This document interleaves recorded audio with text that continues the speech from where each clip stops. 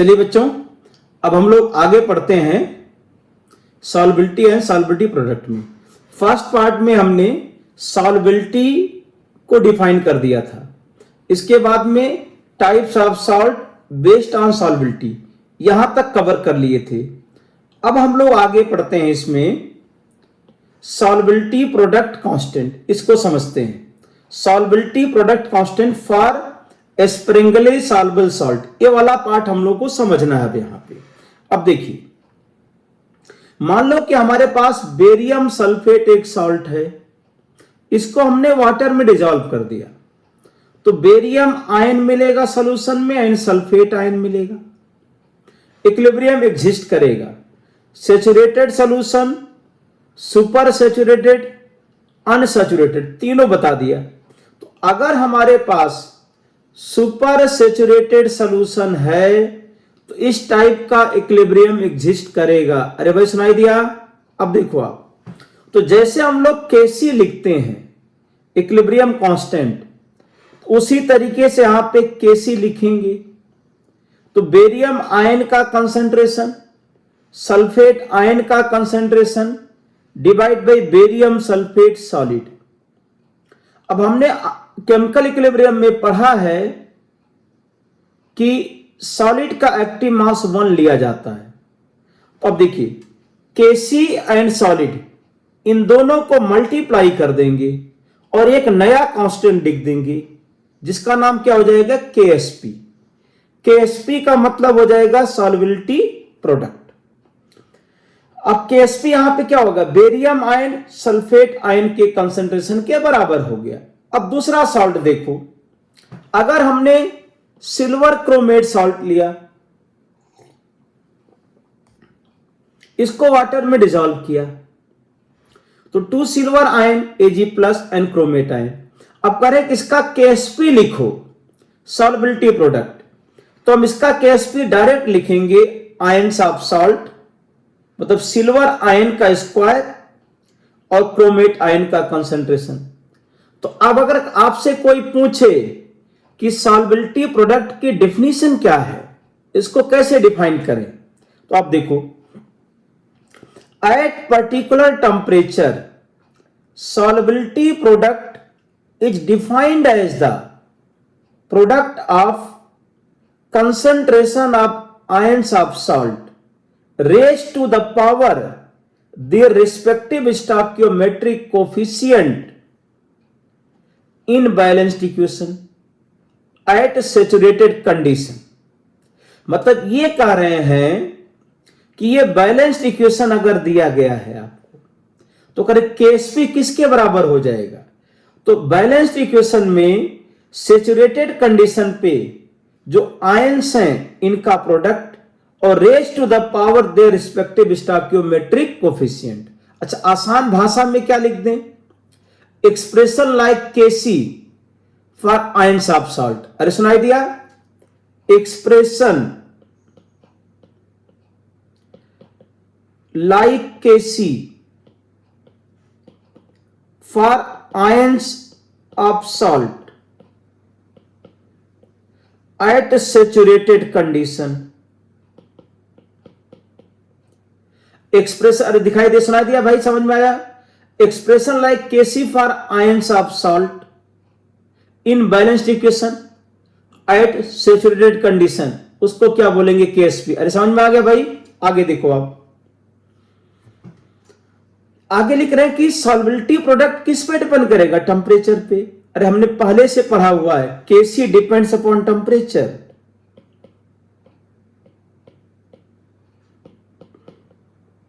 KC depends upon temperature, KC does not depends upon concentration. तो वही property यहां पे लग जाएगा। अरे सुनाई दिया? जो प्रॉपर्टी इक्विलिब्रियम कांस्टेंट का था वही रहेगा।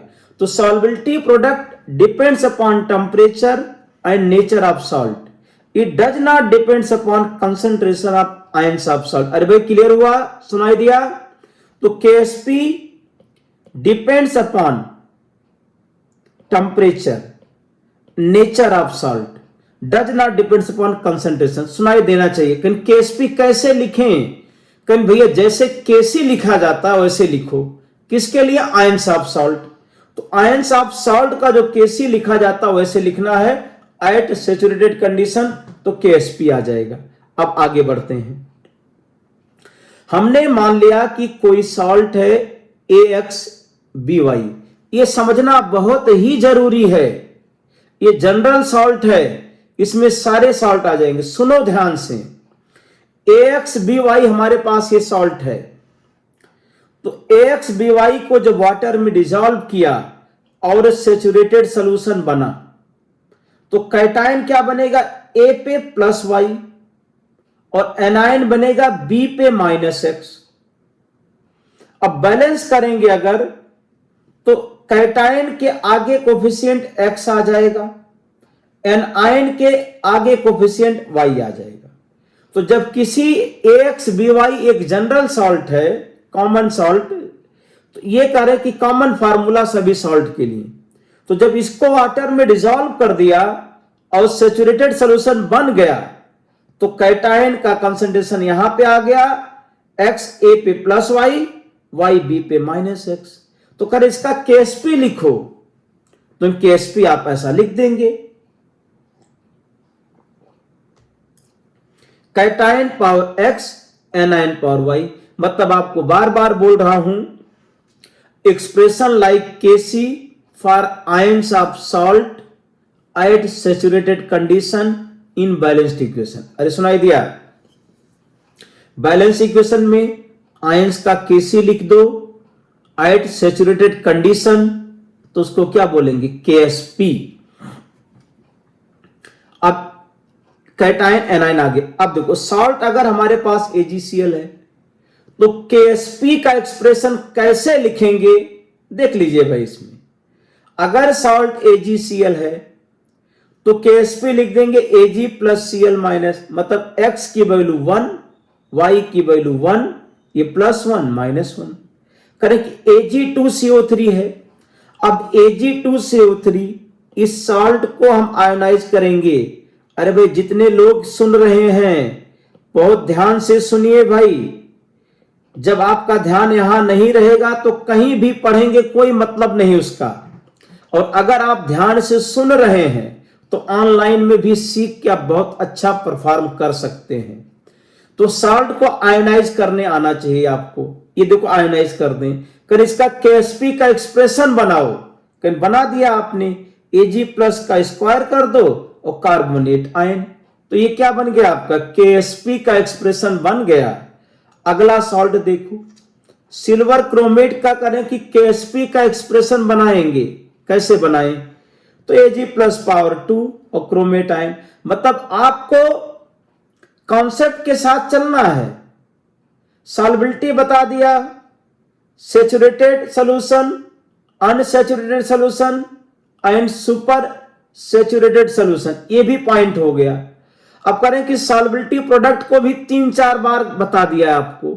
करें कोई भी सॉल्ट आपके सामने रखा जाए, उसका Ksp कैसे लिखा जाता है ये भी आपको हमने समझा दिया है। तो Ksp आपको लिखना यहां पे आ गया। हमने 4-5 एग्जाम्पल, जैसे करें कि CaF2 है, इसके Ksp का एक्सप्रेशन लिखो। तो CaF2 को हम आयोनाइज करते हैं इस तरीके से और प्लस 2F माइनस। अब देखो इसका कैल्शियम आयन पे पावर 1 और F माइनस पे पावर कितना 2, तो कैल्शियम फ्लोराइड का Ksp का एक्सप्रेशन यहां पे लिख देंगे। अरे भाई ठीक है, तो सॉल्ट को देखते ही Ksp का एक्सप्रेशन लिखने हमें आना चाहिए भाई। इतना हमने कवर कर लिया है। ध्यान से सुनना जरूरी है, तभी चीजें आप एक्सेप्ट कर पाओगे, आपके दिमाग में जाएंगी। अब देखिए, जैसे ये भी आप कई किताब पढ़ोगे, इसमें इसको बोलते हैं मर्क्यूरस क्लोराइड। अब मर्क्यूरस क्लोराइड को इस तरह से आयोनाइज किया जाता है भाई। मर्क्यूरस क्लोराइड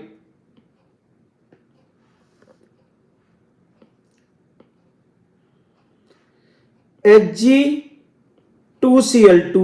अब ये मर्क्यूरस क्लोराइड इस तरह से आयोनाइज हो जाएगा, Hg2, ये mercurous ion and 2Cl minus.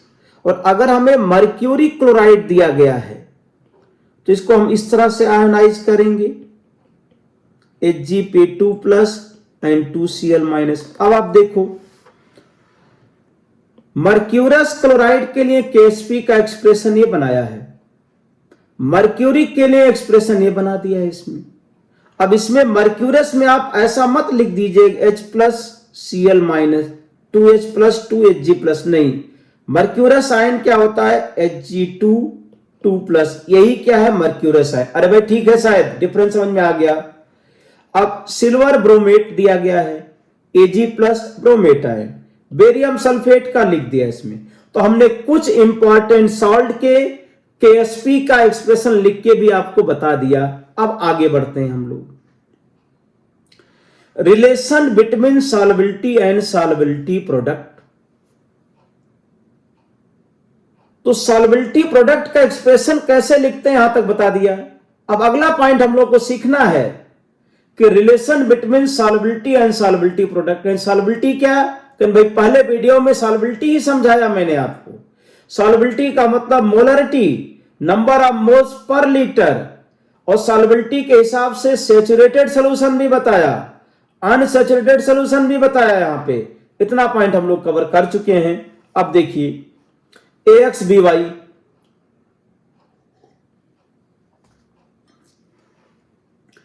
अब मान लो कि हमारे पास सॉल्ट इनिशियल में A मोल है, A मोल हमें सॉल्ट दिया गया है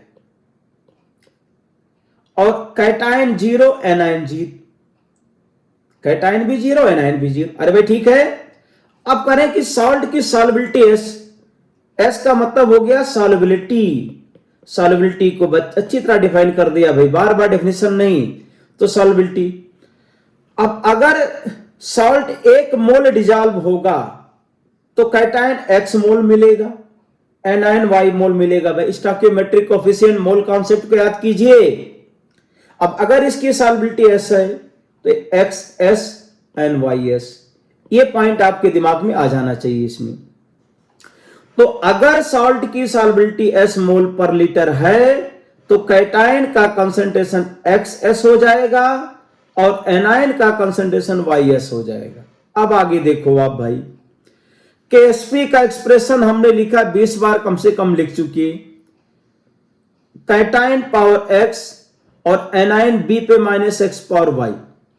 अब कैटायन का concentration XS power X, YS power Y, तो कैटायन का कंसंट्रेशन XS पावर X है और YS पावर Y है। अब इसको पूरा सॉल्व किया तो X power X, Y power Y और S power X plus Y। तो अगर हमारे पास कोई जनरल सॉल्ट दिया गया है तो सॉल्बिलिटी एंड सॉल्बिलिटी प्रोडक्ट में रिलेशन का ये फार्मूला आपको याद रखना है। यकीन मानिए जितना हम बोल रहे हैं अगर आप उसको समझ जाते हैं तो नीट और जेई का क्वेश्चन देखते ही सॉल्व कर दोगे आप। आगे बढ़ते हैं इसमें। जैसे हमारे पास सॉल्ट AB दिया गया है तो करें AB के लिए सॉल्बिलिटी और सॉल्बिलिटी प्रोडक्ट में रिलेशन क्या है, तो कहोगे KSP = S²। अब हम लोग सॉल्ट पढ़ेंगे AgCl। अगर सॉल्ट AgCl आ जाता है, सॉल्ट बेरियम सल्फेट आ जाता है, तो अगर इस टाइप के सॉल्ट हैं तो हम कहेंगे KSP = S²। पूरा दिमाग में बैठ जाना चाहिए भाई इसमें। तो आप कहेंगे कि हमें relation between solubility and solubility product आता है। अगर सॉल्ट AB2 टाइप का है या A2B टाइप का है, सॉल्ट AB2 है या A2B है, तब देखो यहां पे X की वैल्यू 1 है, Y की वैल्यू 2 है, तो X power X, Y power Y, S power X plus Y। अरे भाई समझ में आया क्या? तो अगर हमारे पास AXBY सॉल्ट है तो अगर हम लिख दे AB2, X कितना हो गया 1 हो गया, Y 2 हो गया। अरे भाई समझ में आया क्या? और AXBY अगर है तो ये रिलेशन अभी लिखा है, X power X, Y power Y, S power X plus Y. अब आप देखो यहां पे, तो AB2 सॉल्ट है या A2B है, तो KSP इक्वल टू क्या लिख देना है, 4S क्यूब। अगर सॉल्ट AB3 है या A3B है, तो KSP equal to 27S power 4। भाई समझ जाइए, इसको लिखना इंपॉर्टेंट, बहुत ज्यादा इंपॉर्टेंट है। सॉल्बिलिटी एंड सॉल्बिलिटी प्रोडक्ट में रिलेशन लिखने आपको आना चाहिए इसमें, A2B3 एंड A3B2। अब देखो, अगर x की वैल्यू यहां पे 2 है और ये क्या y है, तो x power x, 2 power 2, y power y, तो 4 इंटू 27, 108 S पावर 5। तो A2B3 अगर है तो सॉल्बिलिटी प्रोडक्ट और सॉल्बिलिटी में ये रिलेशन आ जाएगा।